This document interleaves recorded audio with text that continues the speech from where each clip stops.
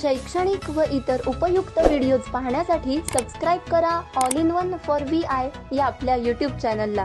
तसेच बेल आयकॉनला देखील क्लिक करायला विसरू नका, जेणेकरून नवीन व्हिडिओजचे नोटिफिकेशन्स हे आपल्याला सर्वात प्रथम प्राप्त होतील. व्हिडिओ आवडल्यास व्हिडिओला लाईक व आपल्या मित्रमैत्रिणींसोबत आणि नातेवाईकांसोबत शेअर करायला सुद्धा विसरू नका. नमस्कार, मृण्मयी जोशी बोलते आहे. आजच्या आपल्या मराठी व्याकरणाच्या पाठात आपण नपुंसकलिंगी नामांचं सामान्य रूप कसं तयार होतं ते पाहूयात. पहिला नियम असा आहे की अकारांत नपुंसकलिंगी नामाचं सामान्य रूप आकारांत होते. हा झाला नियम. आता आपण उदाहरण पाहू. उदाहरणार्थ पहिलं उदाहरण आहे मूल. मू दीर्घ म्हणजे अर्थात दुसरा मूल, आणि त्याचं सामान्य रूप काय होतं? मुलाने. लक्षात घ्या, जेव्हा आपण मूल म्हणतो तेव्हा मूल, तर त्यातला मू जो आहे तो दीर्घ आहे, आणि जेव्हा त्याचं सामान्य रूप होतं अकारांताचं झालं आकारांत. मूल मुलाने, लचा ला झाला आणि मग पुढे त्याला ने हा प्रत्यय आपण जोडला. तर हा प्रत्यय जोडल्यानंतर लक्षात घ्यायचं आहे की मू ऱ्हस्व होतं. म्हणजेच उपांत्य अक्षर आहे, शेवटून दुसरं अक्षर ज्याला म्हणतात. आता इथे दोनच अक्षर आहे, मू आणि ल. तर शेवटून दुसरं अक्षर इथं पहिलंच अक्षर आहे, थोडक्यात मू. तर ते जर दीर्घ असेल तर ते ऱ्हस्व होतं. मूल मुलाने. अजून एक उदाहरण बघू. फूल. ह्यात फ जो आहे तो दीर्घ आहे, फूल, आणि त्याचं सामान्य रूप फुला, आणि जर त्याला त हा प्रत्यय आपण लावला तर फुलात. तर फूलमधला फू दुसरा आहे, दीर्घ आहे, आणि त्याचं सामान्य रूप करून जेव्हा आपण प्रत्यय लावतोय त्याच्यानंतर ते होतं फुलात. लक्षात ठेवायचं आहे की फू इथं ऱ्हस्व झालेला आहे, कारण उपांत्य अक्षर दीर्घ असल्यास ऱ्हस्व होतं. तर नियम असा आहे की अकारांत नपुंसकलिंगी नामाचं सामान्य रूप आकारांत होतं. अजून एक उदाहरण पाहू. पान. हे पण नपुंसकलिंगी नाम आहे, ते पान म्हणतो आपण, त्याचं होतं पानाचा. दुकान, त्याचं होतं दुकानात. आकारांत सामान्य रूप करताना आपण त्याचा आकारांत केलेला आहे. हा होता पहिला नियम. आता दुसरा नियम असा आहे की जर ईकारांत नपुंसकलिंगी नाम असेल तर त्याचं सामान्य रूप याकारांत होते. म्हणजे कसं? तर जर पहिलं उदाहरण पाहिलं आपण, पाणी. पा आणि णी दीर्घ आहे, णी दुसरा आहे, पाणी. तर त्याचं सामान्य रूप करताना पाण्यात, तर हा आपण प्रत्यय लावला आणि सामान्य रूप ण्या, पाण्या असं झालेलं आहे. तर णीचं आपण ण्या केलं. थोडक्यात इकारांत नपुंसकलिंगी नामाचं सामान्य रूप याकारांत होतं. अजून एक उदाहरण पाहू. दही. दहीचं होतं दह्याचा. म्हणजेच काय झालं तर इकारांत सामान्य रूप याकारांत झालं. अजून एक उदाहरण लोणी. णी दीर्घ, इथं होतं लोण्याचा. हा होता दुसरा नियम.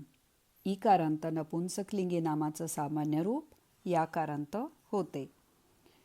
तिसरा नियम आहे की उकारांत नपुंसकलिंगी नामाचं सामान्य रूप आकारांत होते. कसं? तर एक उदाहरण पाहू. लिंबू. त्याचं होतं बू दीर्घ आहे, म्हणजेच ऊ आहे. ऊ म्हणजे ऊ दीर्घ. हां, तर लिंबू लिंबाचे. बूचं बा झालेलं आहे, म्हणजे उकारांताचं आकारांत झालेलं आहे. आता यात दोन नियम आहेत. सगळ्याच उकारांत नपुंसकलिंगी नामाचं सामान्य रूप आकारांत होत नाही. काहींचं वाकारांतही होतं. तो नियम आपण नंतर बघू. आधी आपण जी उदाहरणं बघणार आहोत ती आहेत उकारांत नपुंसकलिंगी नामाचं सामान्य रूप आकारांत होतं त्याची. तर पहिलं उदाहरण पाहिलं आपण लिंबू. दुसरं आहे कोकरू. त्याचं सामान्य रूप काय होतं? कोकराचे. ऊ जो होता दीर्घ, रू म्हणजे, तर त्याचं आकारांत झालं रा झालं, रूचं झालं रा. तसंच लेकरू, लेकराला हे त्याचं सामान्य रूप.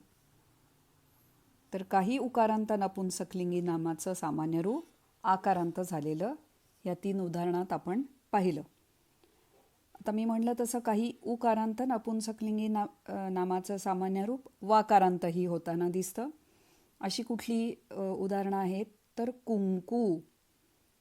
कुंकू, कू दुसरा दीर्घ आहे तर त्याचं होतं कुंकवाचा. गळू, ळू दीर्घ, त्याचं होतं गळवाचा.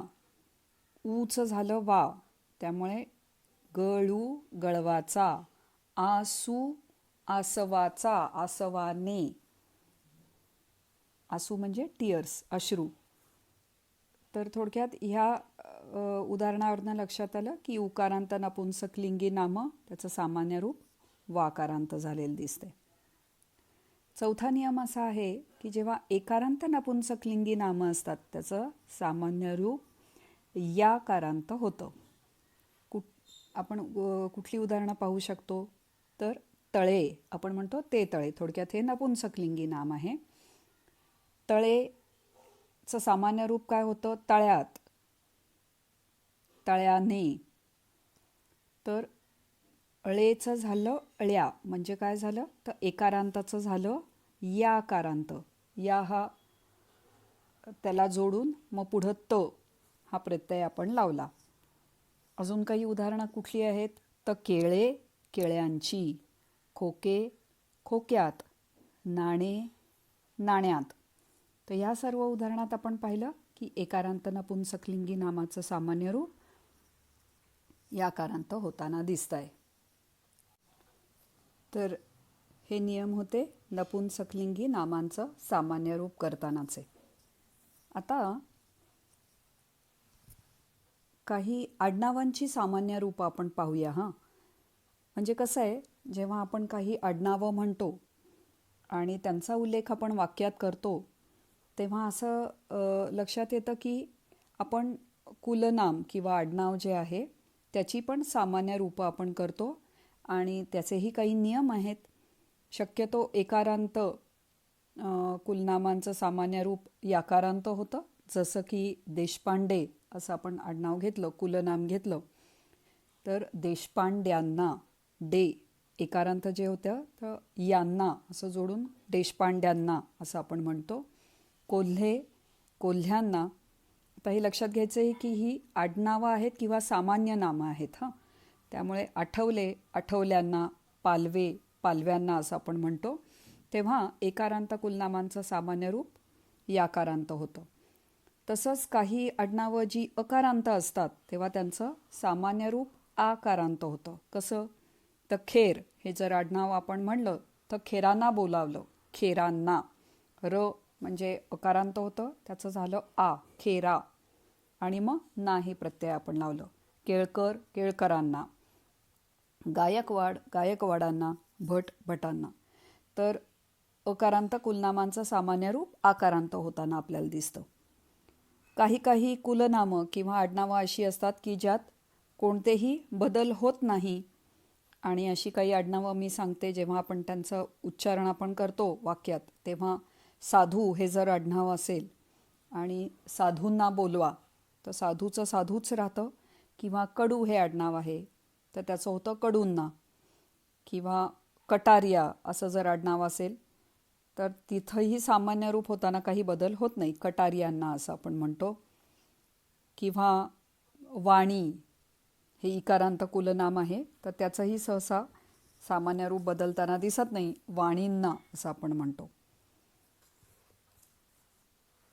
आणखीनही काही असतात ग्रामनामं. उदाहरणार्थ ग्रामनामं म्हणजे गावांची नावं, तर त्याचंही सामान्य रूप करताना काही गोष्टी आढळतात. जसं की आकारांत पुल्लिंगी नामांप्रमाणेच आकारांत ग्रामनामं किंवा गावांची जी नावं आहेत ती पण याकारांत होतात.